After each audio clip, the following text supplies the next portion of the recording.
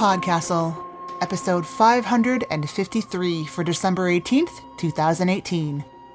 Grounded Women Never Fly by Stephanie Cox. Rated PG-13.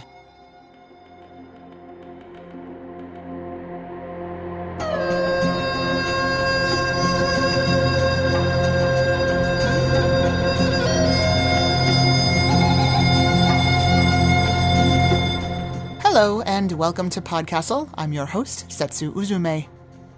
I'm working on a project that's supposed to be a more streamlined way to get between worlds, so if I phase out of existence for a moment, I will be back, I promise. Today's story, Grounded Women Never Fly, is a PodCastle original, and it was written for you by Stephanie Cox. Stephanie Cox is a speculative fiction writer based in Los Angeles and an MFA student at Stone Coast. Her work has appeared on the LeVar Burton Reads podcast, as well as Faya, Speculative City, and the Glass and Gardens Solarpunk Summers anthology. Stephanie has previously edited with the fabulous PodCastle team, and we miss her dearly. She is also an alumna of the Vona Voices workshops. She has another short story coming out in the anthology, Black from the Future, a collection of Black speculative writing, and is currently in progress on her first novel.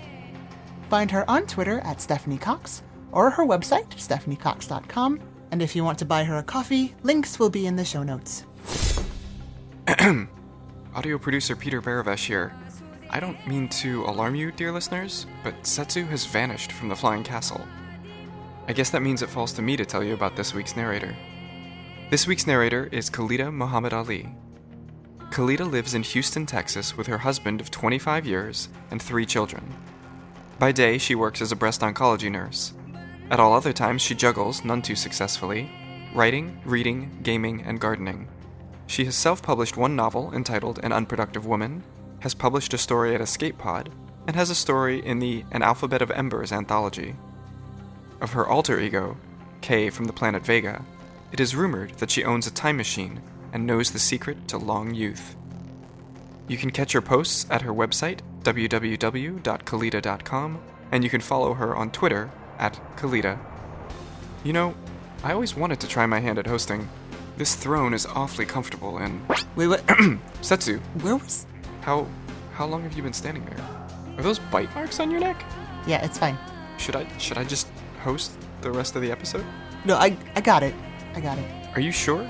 You're fading in and out a bit. No, I got it. I'm back. Okay. Okay. And now, stretch your legs, loosen up, and enjoy the story.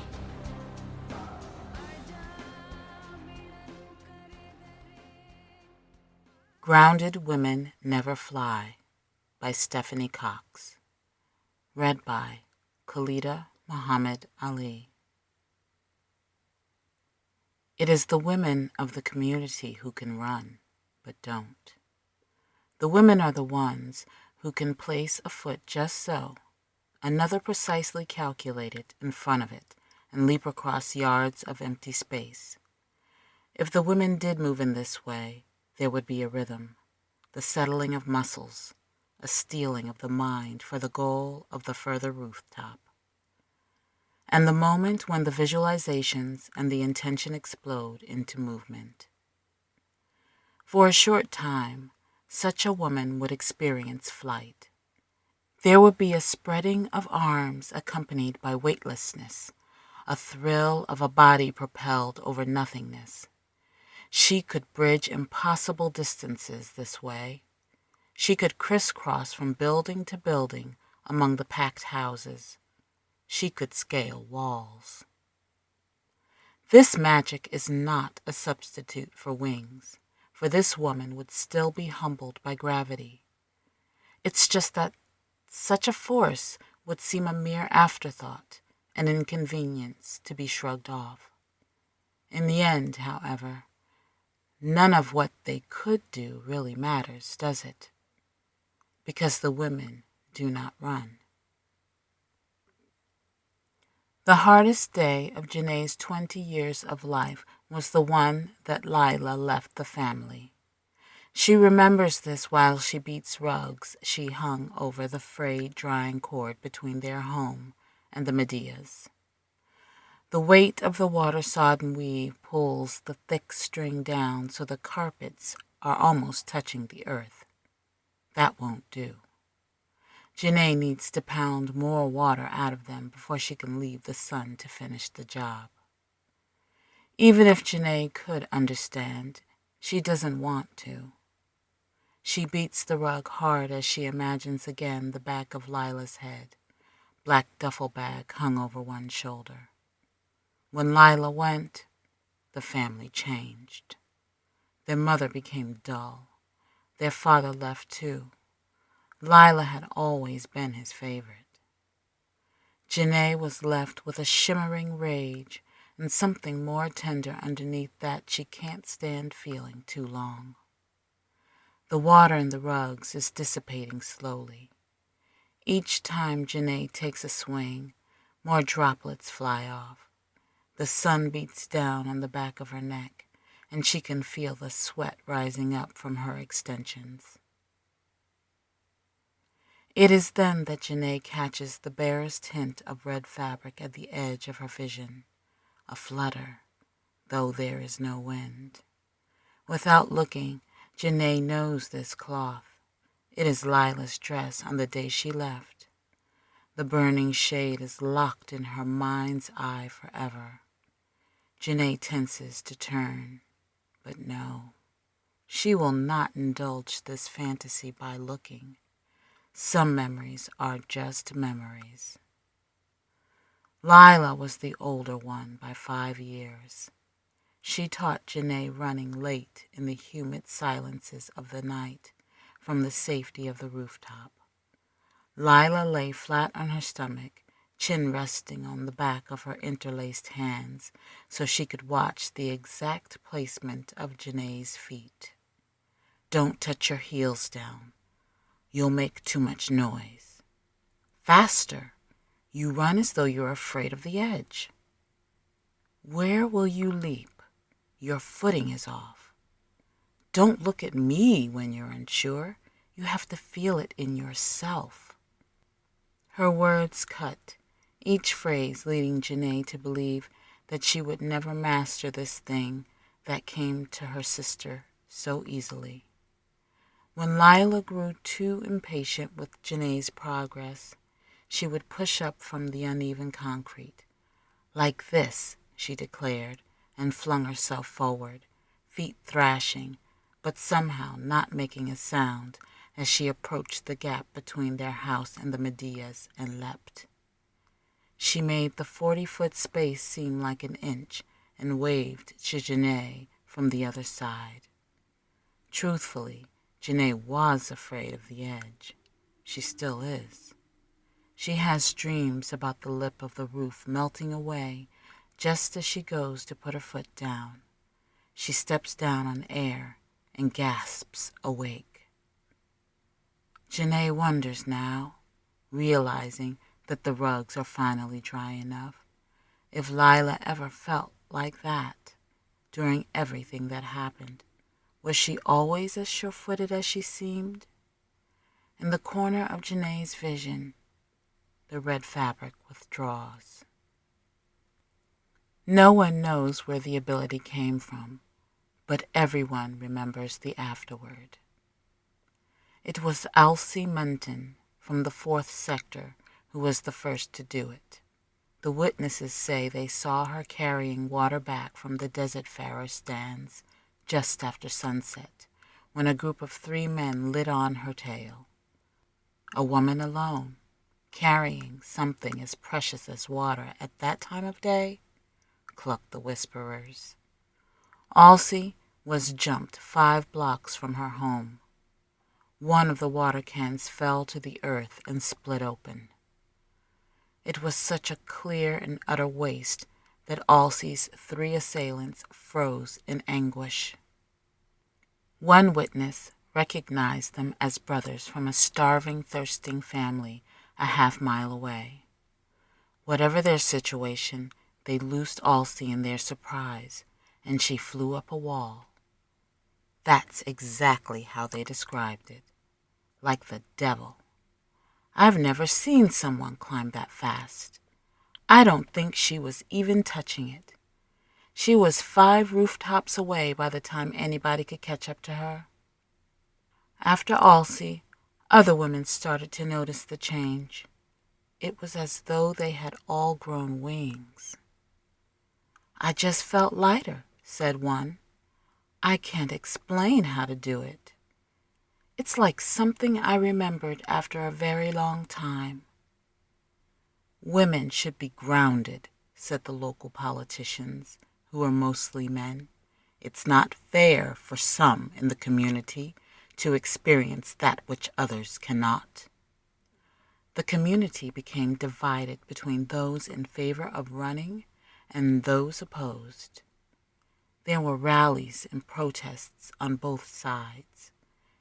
It was the most controversy their small city had seen in decades. What settled the matter was more a question of numbers than anything. Too many women simply did not want to run.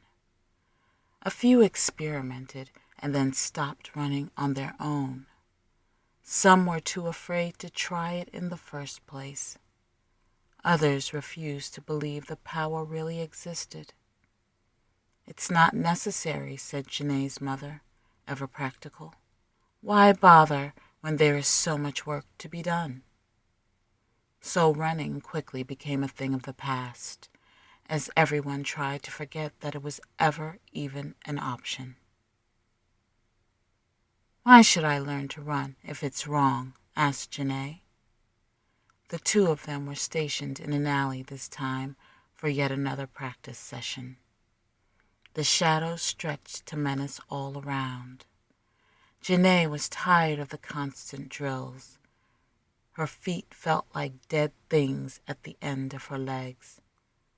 But she still had managed to climb up the side of the bricks as Lila was trying to teach her. She was frustrated and snappy and wanted none of Lila's usual cryptic answers. What is the point of all of this? Even in the dark, Janae could tell Lila had sharpened her focus on her sister. She could feel Lila's eyes appraising her. "What do you feel like when you run?" asked Lila. The question only irritated her further at first. She can't run. That was the whole problem. The entire thing was just too hard. But then Janae remembered one moment the past week when, after an hour of working with Lila, she managed to jump a gap that was 15 feet wider than anything she'd leapt before. The thrill of air with the certainty of her landing already a knowledge in her body.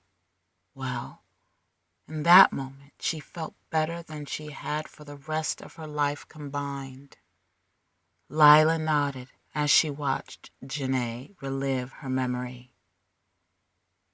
"We have to feel the joy sometimes, Janae. That's why I'm teaching you, so that you will always know how to fly." It was the next week when Lila was spotted running on her own late one night, later even than the lesson she led for Janae. The officers didn't send a notice, but Janae's family got a tip from the Medias, who knew someone at the precinct. Her parents flailed. "Why do you do this? You know the rules. You have brought this upon yourself." Janae's response was different. "You ran without me. Since when have you run without me? And why? Why would you run alone? Why is the ground never enough?" But Lila wouldn't answer. Janae thinks maybe everyone knew that Lila would be gone the next morning, her bed made up, sheets tight and neat the way they never were otherwise. That was how Janae knew this leaving was final. The tidiness of Lila's room was a peace offering a goodbye in material words. Janae beat pillows at night for weeks. She hit them with her fists over and over again in a synchronized rhythm, imagining Lila's chest there, wanting the solidity of her, wanting something that she could touch to be mad at. She used to pummel her sister like this when they were both children, Janae's tiny fist bouncing off Lila's stomach. Lila was never hurt. Lila never told her to stop. She simply let Janae do what she needed to do to vent the ceaseless energy she stored up. A soft casing of feathers would never substitute. Most women who still want to run have learned to quell the urge. It is easier for them since they never had a teacher like Lila. Certainly they twitch and buck in their sleep from time to time. Yes, they do glance wistfully skyward throughout the day, but they have long since learned that to get a man, to feed a family, to be respected by the community, they will have to stay at one level. They will have to make being a woman a gentle thing. They learn a different kind of magic, a magic of transformation, of illusion, of presentation. Janae sees her mother roll in sleep every now and then, but it is a vague and fitful movement, nothing that cannot be pushed down further into unconsciousness. Janae's mother has silenced the urge to run, over and over and over yet again.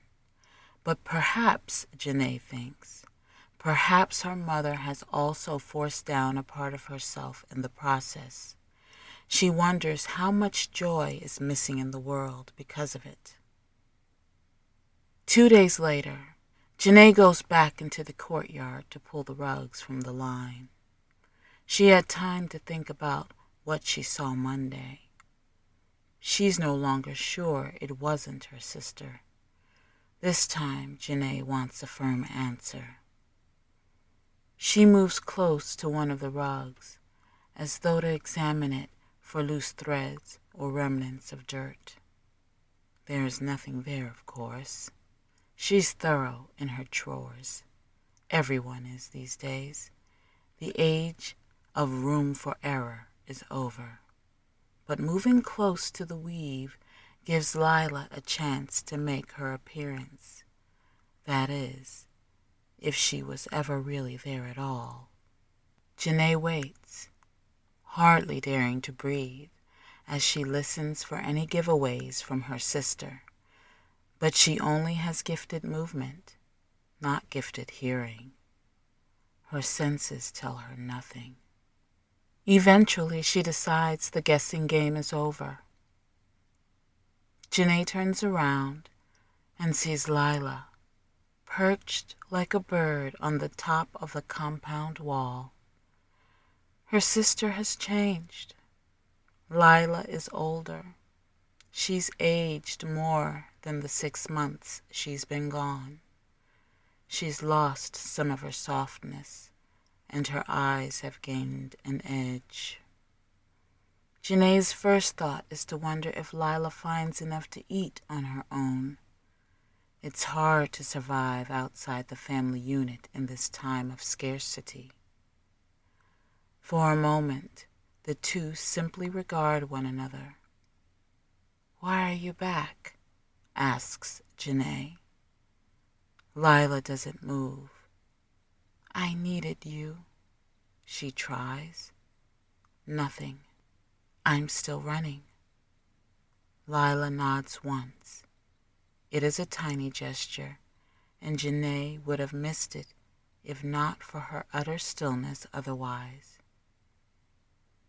"I'm sorry," speaks her sister finally. She extends a hand. Janae's first instinct is to look around for her mother or their neighbors to make sure no one is watching. But she's afraid that if she glances away, even for a moment, Lila will be gone again. She already knows there will be no second chance. So she makes a choice. Janae looks up at her big sister, takes a step backward, and then leaps forward and up the wall to grasp a hold of Lila's waiting arm.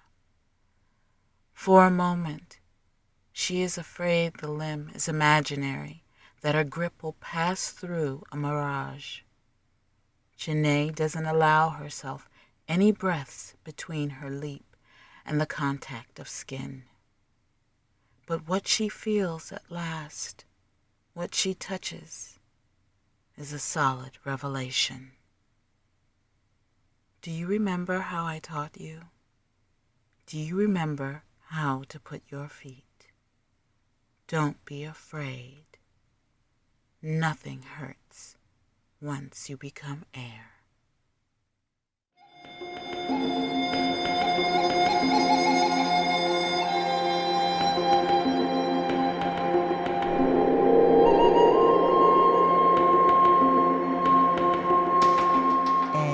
And welcome back. Stephanie had this to say about the story. I came to this story through a spark of fascination with parkour artists and movement flow in general. I've always been intrigued and amazed by the physical human body and the limits, or lack thereof, of its athletic potential. I remember loving the Olympics as a kid, especially watching the figure skaters and gymnasts, even though the extent of my movement practice these days is yoga class and the occasional impromptu dance party in my living room. The theme of flight is another element I've long been drawn to in my writing, from some of the first stories I ever wrote as a kid and teenager. The protagonist, Janae, came to me early on in the writing process. She's the epitome of black girl magic, which I see as the recognition, cultivation, and celebration of the inner and outer beauty and capacity of black girls and black women. This is so very important in a world that is frequently oppressive and harmful to our growth and well-being. In some ways, the story is a nod to how girls and women find ways to make space for themselves, as well as find joy and freedom amidst everyday pressures, gender and racial inequities, and emotional exhaustion. My sisters are two of the most special people to me in the entire world, and I know that I wanted the relationship between Janae and Lila to be a big part of the story. That particular combination of longing and closeness that can arise so strongly in sibling relationships. Plus, the whole idea of sisters running through the world together was just kind of fun. Thank you for that, Stephanie. And that was our show for this week. On behalf of everyone here at PodCastle, our audio engineer Peter Baravesh, our forum moderator Aussie Cat, your co-editors Jen Albert and Khalida Muhammad Ali, along with all of our wonderful first readers, Craig Jackson, Crystal Claxton, Matt Dovey, Aidan Doyle, Ebony Dunbar, Elora Gatz, Arun Jiwa, Devin Martin, Ace Ratcliffe, Orion Rodriguez, Julian Jarbo, Hamilton Perez, Julia Pat, and Eleanor Wood. Thanks for letting us share another story with you. Be sure to share it with your friends, hit us up on social media, and if you would like to show some extra love, head to patreon.com/EAPodcasts for special events, bonus episodes, and PodCastle appearances in the wild. We'll be back next week with another tale. See you then.